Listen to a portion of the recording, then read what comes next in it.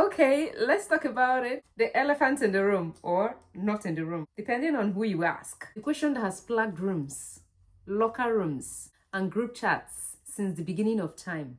Size. It is the one thing that some people pray for, lie about, exaggerate, and stress over more than their taxes. And listen, I'm not here to shame anyone or hype up unrealistic expectations. I'm here to give you the truth.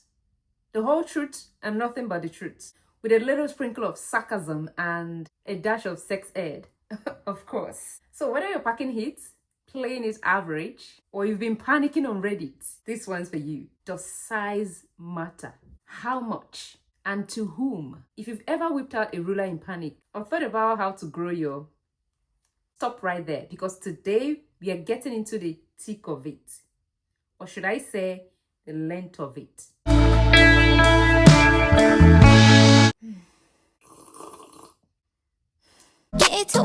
Let's get into it. Hello, welcome back to my channel, your favorite girl Gracious Shoma, that always comes up with juicy topics and gives you what you want to hear, and sometimes sarcastic about things that you don't want to hear. Let's get into it. This is the truth about size. What really matters? Grab a drink, grab a snack, or a tape measure.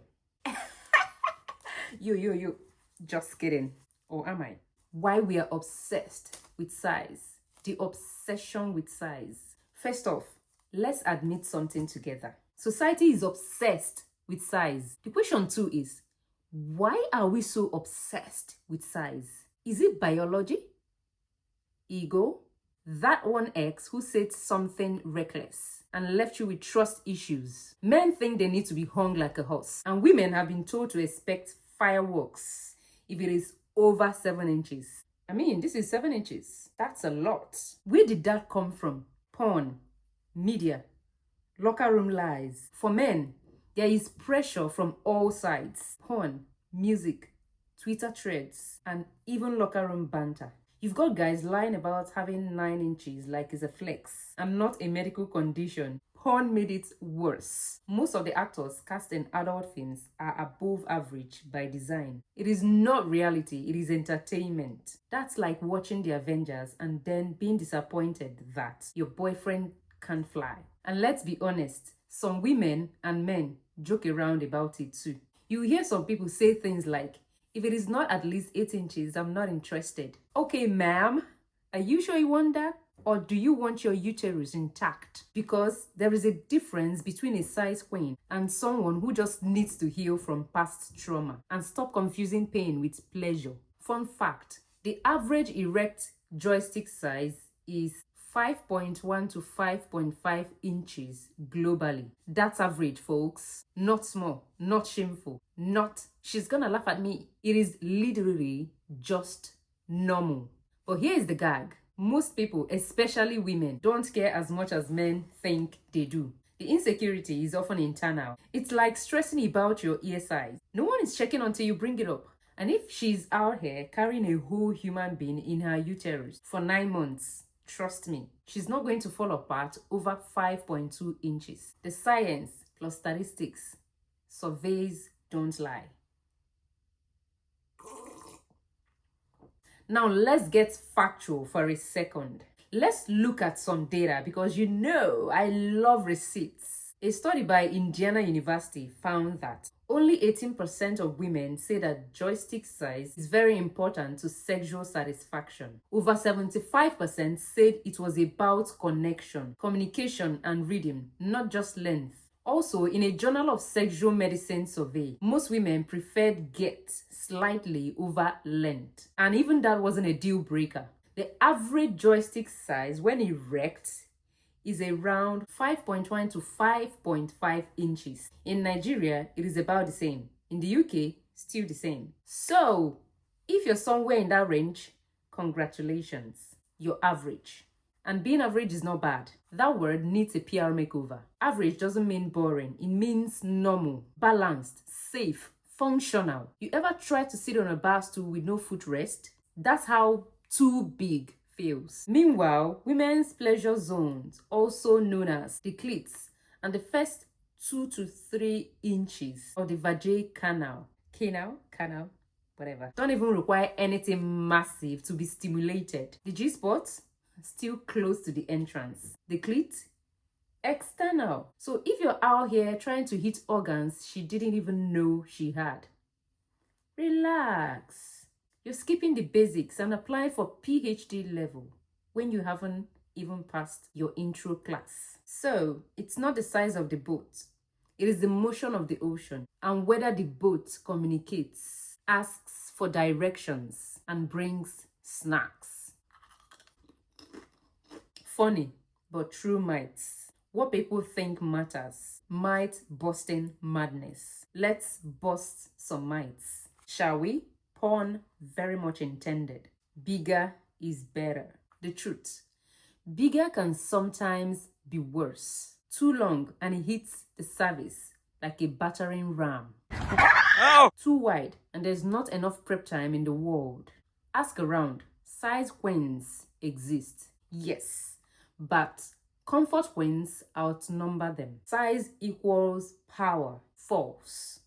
Respectfully, some men are out here walking about or around with a whole python and still have the emotional intelligence of a teaspoon. Your size means nothing if you treat people like NPCs. Size shows masculinity. The truth is, masculinity is not measured in inches. You know what's sexy? Confidence, cleanliness, kindness, knowing where the clit is. Big size, instant big O. Please.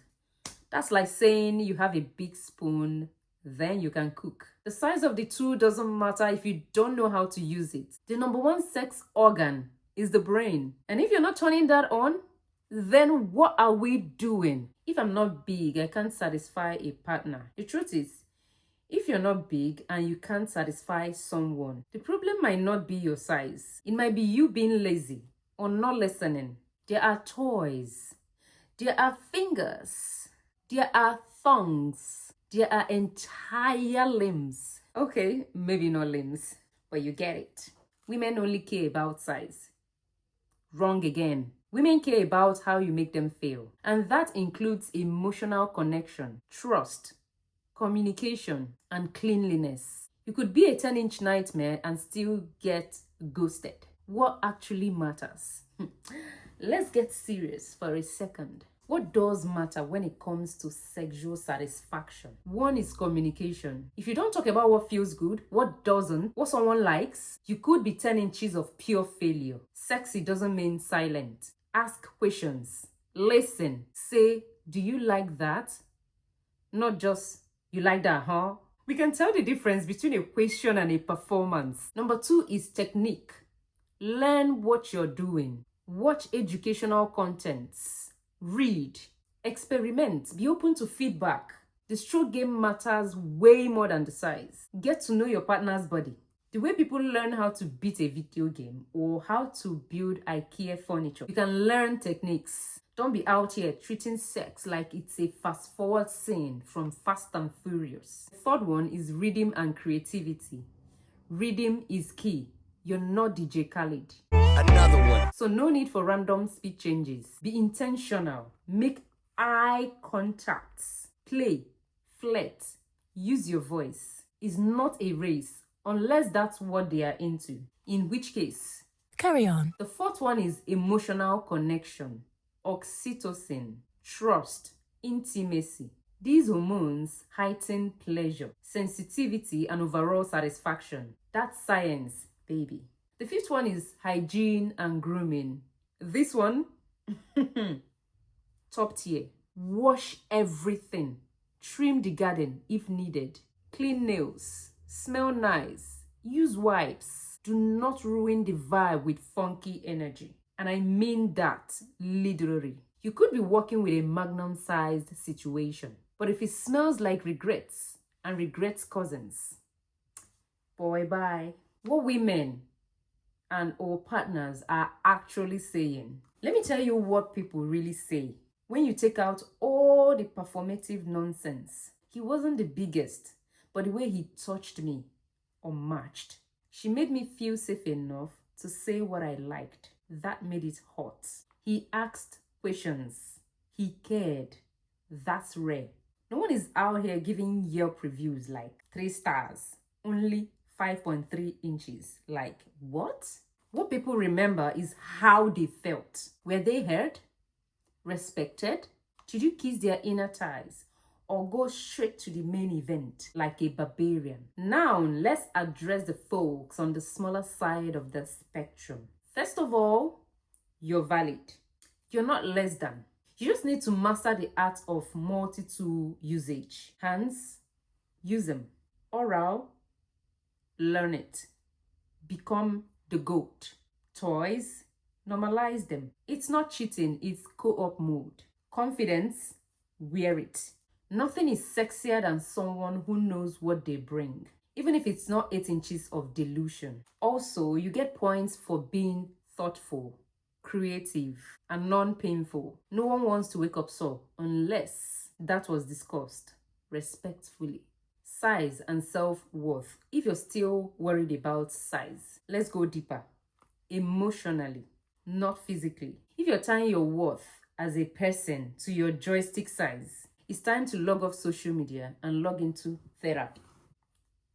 A lot of people have been shamed, mocked, or made to feel not enough because of what they were born with. And that's not fair. Your worth is how you treat people, how you show up, how you make others feel. And the best lovers aren't the biggest. They are the most present, the most caring, the most intentional. You can't stretch your size, but you can stretch your mindset. Okay, you've heard all this and you're still like, but gracious, what if I'm below average? First, you're probably not. Second, even if you are, you can still be elite. Here's how. Use your hands. You've got 10 magic wands. Learn how to use them. Oral. That's all I will say. If you know, you know. Toys. Enhance. Explore. Invite them into the party. No one is mad at innovation. Talk. Say, what do you like? And mean it. That sentence is sexier than abs. Focus on overall pleasure. Be present. Make eye contact. Tease. Build tension. I'll say again. If you're tying your value as a person to your joystick size, you've been lied to. You are not your inches. You are your kindness, your respect, your energy, your ability to listen, your ability to learn. No one stays in a relationship just because of size, except they are two-timing or, probably cheating. They stay because you make them feel good in and out of the room. Let's normalize healing from sexual shame instead of chasing unrealistic validation. So here's the final answer. Does size matter? A little bit to some people, but it's not the headline. It is the footnotes. Not nearly as much as you've been made to believe. What really matters is confidence, communication, emotional connection, and creativity. You can't control your size, but you can control your skill, attitude, and effort. And that's what makes you unforgettable. If you're good at those things, trust me, size won't matter. You will. Stop stressing, start learning, and stop comparing yourself to unrealistic expectations from the internet. So next time you feel insecure, just remember, no one ever wrote a song called 6.5 inches. But they do sing about making people scream without even touching. If anyone makes you feel you're not enough just because of your size, send them this video and then block them.